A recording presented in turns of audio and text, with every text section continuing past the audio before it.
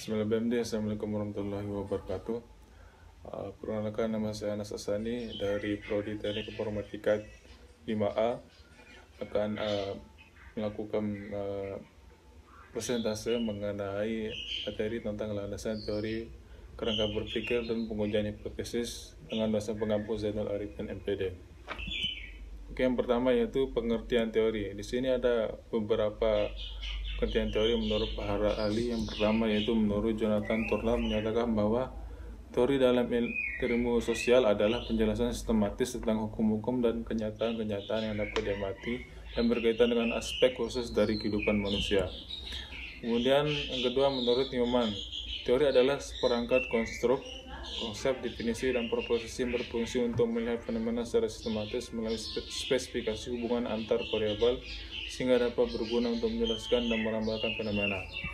Kemudian yang ketiga itu menurut Jojo Suroto, Kinayati, dan NRA Sumaryati, teori adalah serangkaian asumsi, konsep, konstruk, dan proposisi untuk menerangkan suatu fenomena sosial secara sistematis dengan cara merumuskan hubungan antar konsep.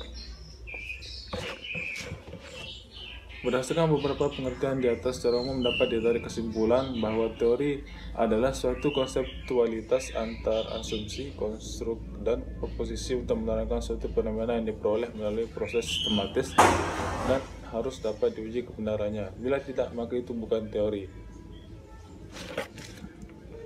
Kemudian selanjutnya itu tingkatan teori. Tingkatan teori dibagi menjadi tiga.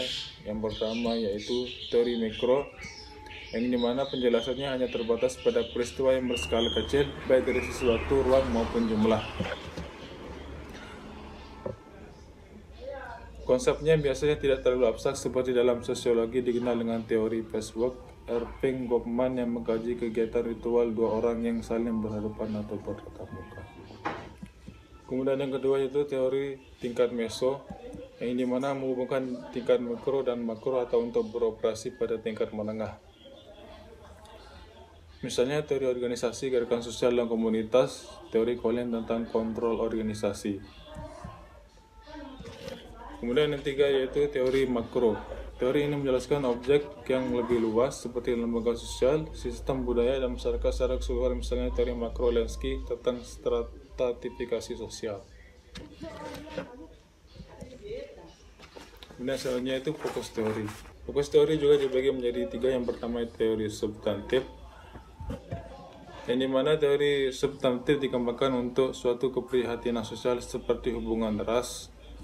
Kemudian yang kedua yaitu teori formal, yang dimana dikembangkan untuk suatu konseptual yang luas di dalam teori umum, sepertinya alat perlengkapan sosialisasi.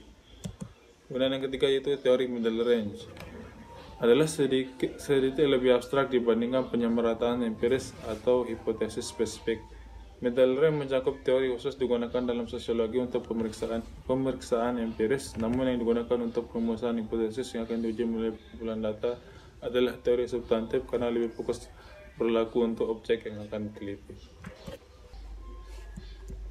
Kemudian selanjutnya itu kegunaan teori dalam penelitian. Yang pertama yaitu teori digunakan untuk memperjelas dan mempertajam ruang lingkup atau konstruk variabel yang akan diteliti. Kemudian untuk merumuskan hipotesis dan menyusun instrumen penelitian. Kemudian memprediksi dan membantu menemukan fakta tentang sesuatu hal yang hendak diteliti. Kemudian menurut Borg dan Gall 1989 dan Latif 2012 menjelaskan 6 alasan mengapa kajian pustaka dan teori harus dilakukan. Yang pertama itu sangat bermanfaat untuk menajamkan rumusan masalah penelitian yang diajukan, sehingga besar kemungkinan rumusan masalah yang sudah dibuat berubah setelah peneliti membaca pustaka karena telah memiliki wawasan tentang tema yang diteliti lebih luas daripada sebelumnya. Kemudian kajian pustaka tidak saja untuk mempelajari apa yang telah dilakukan orang lain, tetapi juga untuk melihat apa yang terlewatkan dan belum dikaji oleh peneliti sebelumnya. Kemudian untuk melihat bahwa pendekatan penelitian yang kita lakukan steril dari pendekatan-pendekatan lain. Selanjutnya memperoleh pengetahuan atau insight mengenai metode, ukuran, subjek, dan pendekatan yang dipakai untuk lain dan bisa dipakai untuk memperbaiki rancangan penelitian yang kita lakukan. Kemudian selanjutnya melalui kajian pustaka bisa diperoleh pengertian berupa rekomendasi atau saran-saran bagi peneliti selanjutnya. Kemudian selanjutnya untuk mengetahui siapa saja yang pernah meneliti bidang yang sama dengan yang akan kita lakukan. Kemudian materi selanjutnya itu deskripsi teori. Deskripsi teori adalah suatu rangkaian penjelasan yang mengungkapkan suatu fenomena atau realitas tertentu yang dirangkum menjadi suatu konsep, gagasan, pandangan, sikap, dan atau cara-cara pada dasarnya yang menguraikan nilai-nilai serta maksud dan tujuan tertentu yang teraktualisasi dalam proses hubungan situasional, hubungan kondisional, atau hubungan fungsional di antara hal-hal yang terekam dari fenomena atau realitas tertentu. Dengan menyelam jauh ke dalam deskripsi teori akan diketahui kekuatan dan kelemahan suatu teori. Kemudian, langkah-langkah untuk dapat melakukan pendeskripsian teori. Yang pertama itu tetapkan nama variabel yang akan diteliti dan jumlah variabelnya. Kemudian yang kedua, mencari sumber-sumber bacaan yang sebanyak-banyaknya dan relevan. Yang ketiga, lihatlah daftar isi buku dan pilih topik yang relevan dengan setiap variabel yang akan diteliti. Kemudian yang keempat, cari definisi setiap variabel yang akan diteliti pada setiap sumber bacaan, bandingkan dan pilih yang sesuai dengan penelitian yang akan dilakukan. Kemudian yang kelima, baca seluruh isi topik buku yang sesuai dengan variabel yang akan diteliti, lakukan analisa, renungkan, dan buatlah rumusan dengan bahasa sendiri. Kemudian yang terakhir, deskripsikan teori-teori yang telah dibaca dari berbagai sumber ke dalam bentuk tulisan dengan bahasa sendiri. Kemudian kerangka berpikir. Berikut adalah pengertian menurut para ahli. Yang pertama yaitu menurut Sugiono, yang mendefinisikan kerangka berpikir sebagai model konseptual yang dimanfaatkan sebagai teori yang ada kaitannya dengan beberapa faktor yang diidentifikasi sebagai masalah penting. Konteks yang dimaksud untuk kerangka penelitian dalam yang pertama itu menurut Sugiono, yang mendefinisikan kerangka berpikir sebagai model konseptual yang dimanfaatkan sebagai teori yang ada kaitannya dengan beberapa faktor yang diidentifikasi sebagai masalah penting. Konteks ini dimaksud untuk kerangka penelitian. Dalam menjalankan sebuah penelitian yang membutuhkan kerangka berpikir, alangkah lebih baiknya jika hal tersebut mampu menjelaskan secara teoritis, sekaligus juga bisa menjelaskan hubungan antara variabel yang diangkat. Jadi peneliti bisa menjelaskan hubungan antara variabel independen dan variabel dependen. Kemudian yang kedua itu menurut Polancik 2009, kerangka berpikir diartikan sebagai diagram yang berperan sebagai alur logika sistematika tema yang akan ditulis. Polancik menempatkan hal ini untuk kepentingan penelitian di mana kerangka berpikir tersebut dibuat berdasarkan pernyataan, penelitian. Pertanyaan itulah yang menggambarkan himpunan konsep atau mempresentasikan hubungan antara beberapa konsep.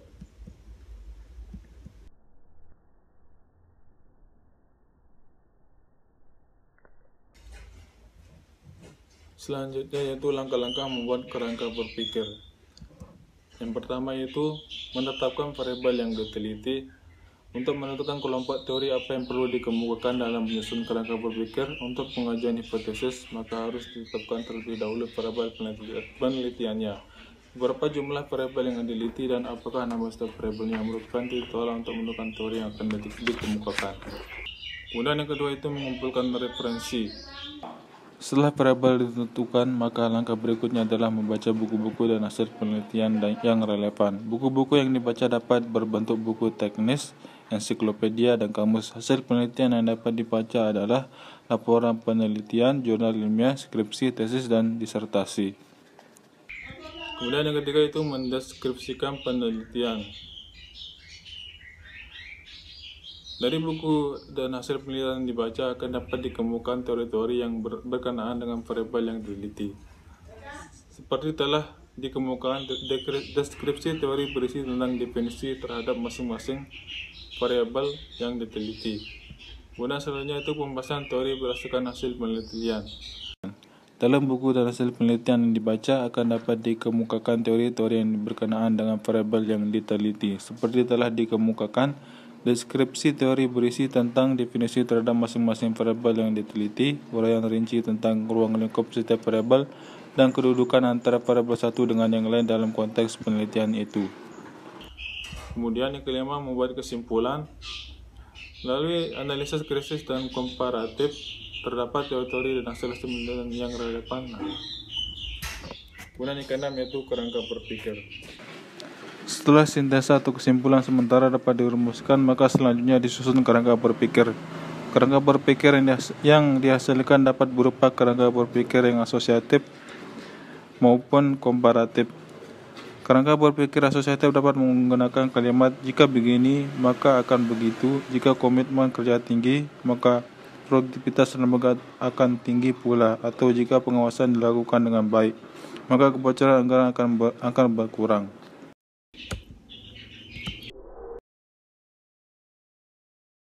Selanjutnya itu macam-macam kerangka berpikir. Yang pertama yaitu teoritis, yang dimana kerangka teoritis adalah jenis yang menegaskan tentang teori yang digunakan untuk landasan sekaligus untuk menjelaskan fenomena yang sedang diteliti. Kemudian yang kedua itu operasional. Kerangka operasional menjelaskan variabel yang diangkat oleh peneliti berdasarkan konsep yang diteliti. Umumnya jenis ini sering digunakan untuk melihat apakah ada hubungan antara variabel satu dengan yang lain. Kemudian yang ketiga yaitu dikatakan kerangka konseptual apabila terdapat asumsi teoritis yang nantinya teoritis ini yang akan digunakan untuk mengistilahkan objek yang diteliti. Selanjutnya, UMA Sekarang 1992 mengemukakan bahwa kerangka berpikir yang baik memuat hal-hal sebagai berikut. Yang pertama yaitu variabel-variabel yang akan diteliti harus dijelaskan. Yang kedua, diskusi dalam kerangka berpikir harus dapat menunjukkan dan menjelaskan pertautan atau hubungan antar variabel yang diteliti dan ada teori yang mendasari. Yang ketiga, diskusi juga harus dapat menunjukkan dan menjelaskan apakah hubungan antar variabel itu positif atau negatif, berbentuk simetris, kausal atau interaktif. Kemudian yang terakhir itu kerangka berpikir tersebut selanjutnya perlu dinyatakan dalam bentuk diagram, sehingga pihak lain dapat memahami kerangka berpikir yang dikemukakan dalam penelitian. Selanjutnya, manfaat kerangka berpikir. Yang pertama yaitu membantu peneliti untuk menambahkan penelitian dalam konteks yang lebih luas. Selain itu, hal ini juga membantu peneliti dalam menguji rumusan masalah. Yang kedua yaitu memudahkan peneliti menemukan konsep. Tentu saja konsep yang dimaksud adalah konsep yang digunakan untuk masalah penelitian yang akan dilaksanakan di lapangan.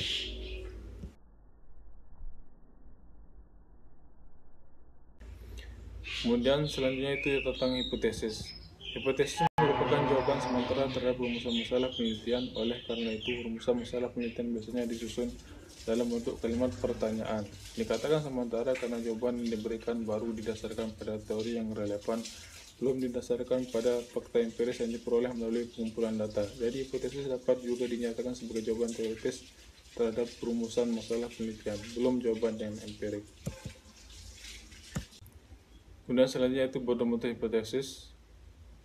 Pertama yaitu hipotesis deskriptif, merupakan jawaban sementara terhadap masalah deskriptif, yaitu yang berkenaan dengan variabel mandiri, baik satu variabel atau lebih.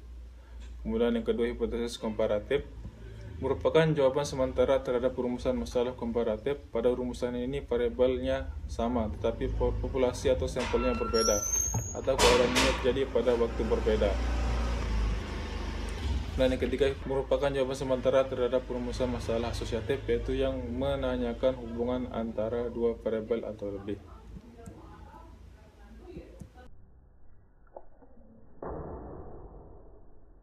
Kemudian karakteristik hipotesis yang baik itu pertama yaitu merupakan dugaan terhadap keadaan variabel mandiri, perbandingan keadaan variabel sampel, dan merupakan dugaan tentang hubungan antara dua variabel atau lebih.